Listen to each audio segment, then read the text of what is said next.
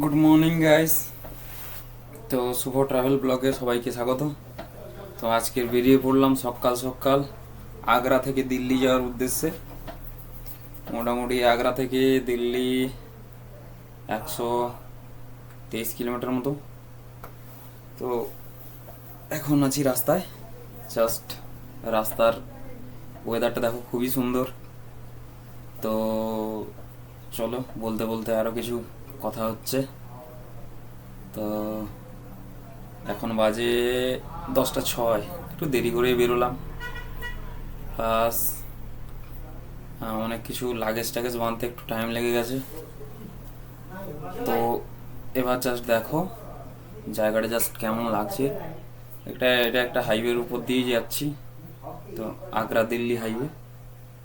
তো জাস্ট আর আমার পেছনে আরও 4জন আছে।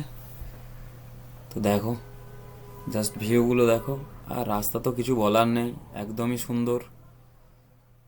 ওকে,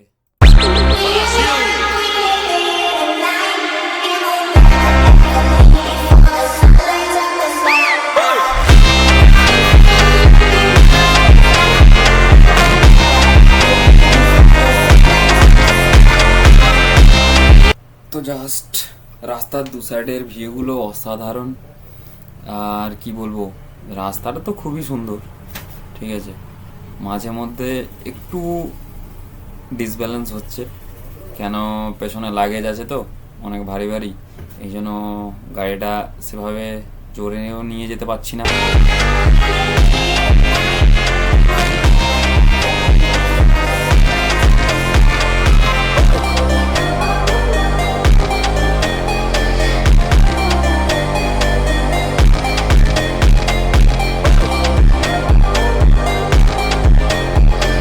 তো চলো,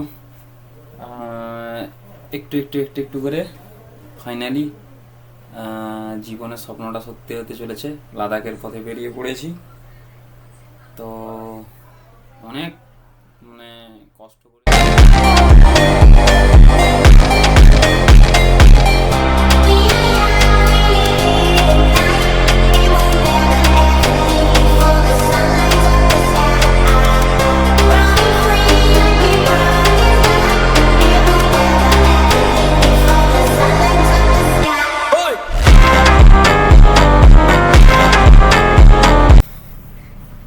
তো টিফিন টিফিন তো করে নিয়েছি, এখন টানা যাচ্ছি দিল্লি। তো দিল্লিতে সেরকমভাবে জাম পাবো কি পাবো না জানি না, হয়তো দিল্লি ক্রস করতে বিকেল হয়ে যাবে।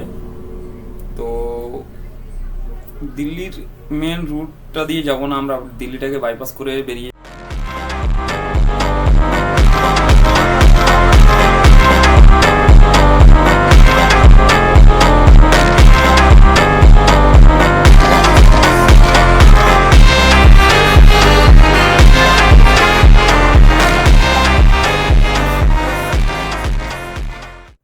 তো ফাইনালি দিল্লিতে ঢুকে গেছি।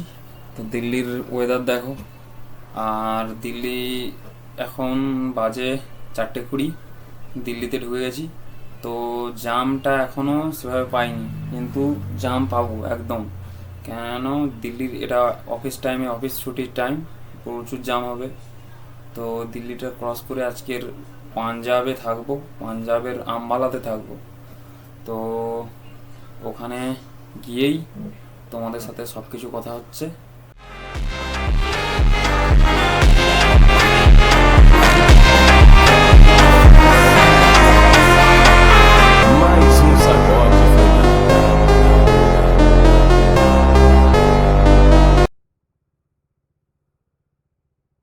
সো আর যদি আমার ভিডিও তোমাদের ভালো লাগে, লাইক কমেন্ট শেয়ার অ্যান্ড আমার চ্যানেলটাকে সাবস্ক্রাইব করে দিই।